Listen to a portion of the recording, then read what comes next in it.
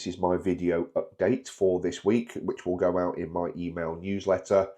I've got quite a lot to report actually on Deachcut, in particular some of the items relating to Mindenhurst. So the junction of Deepcut Bridge Road and Lake Road and the roundabout there and the road surface, but also Blackdown Road and Bellew Road, the same, to do with the road surface and what's going to happen there when the Sergeant's Mess development comes forward. So quite a lot to update on that, but I will include that in next week's e-newsletter because I only met with highways officers this morning. So today is Thursday, the 29th of August. This video update will go out tomorrow, and I haven't had time to record the content for that. So that will go out in next week's e-newsletter. Big update on stuff going on around Deachcut. So yeah, check out this week's e-newsletter. As always, if you have any comments, do get in touch. I'm at Sturt Road Bridge, and I just wanted to flip the camera around. Now, I'm not going to go on about what's happened here at Sturt Road Bridge. Everybody's aware of the roadworks that happened here.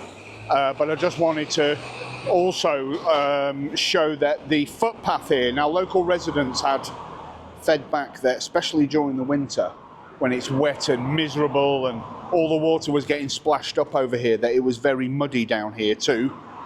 So I asked the highways operatives while they were working on the bridge if they would clean this footpath, which they've now done. I'm happy to report, so that's another one off the list.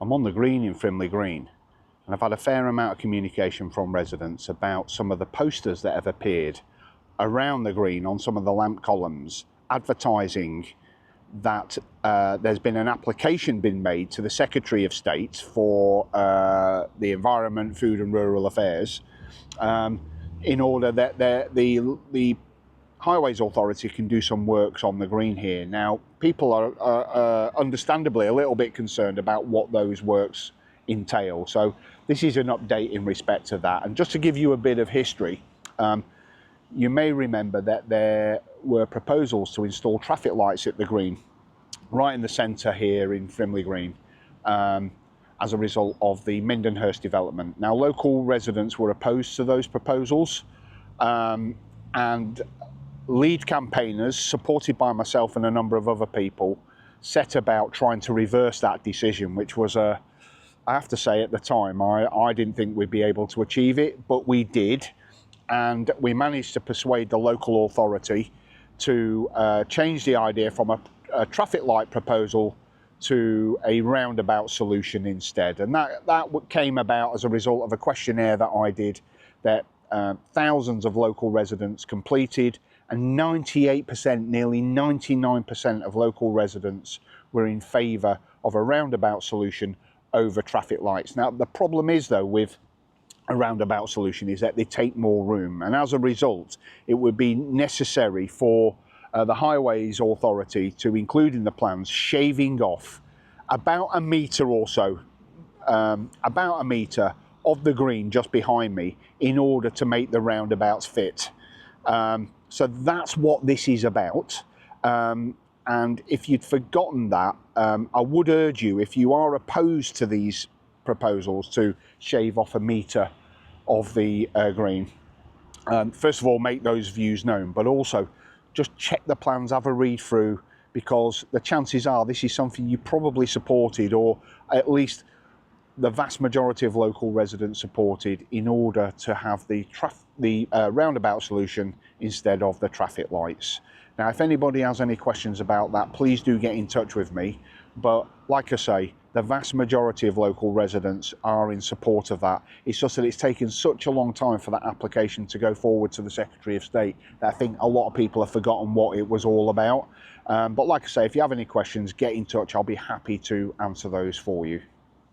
I'm at the Canal Centre in Mytchett, and I wanted to raise some awareness about a questionnaire that's being circulated by Surrey County Council in respect of the facility here. And really, the council wants to know how people use this facility and, you know, seek residents' views about the facility itself. So it's really important that people complete the questionnaire.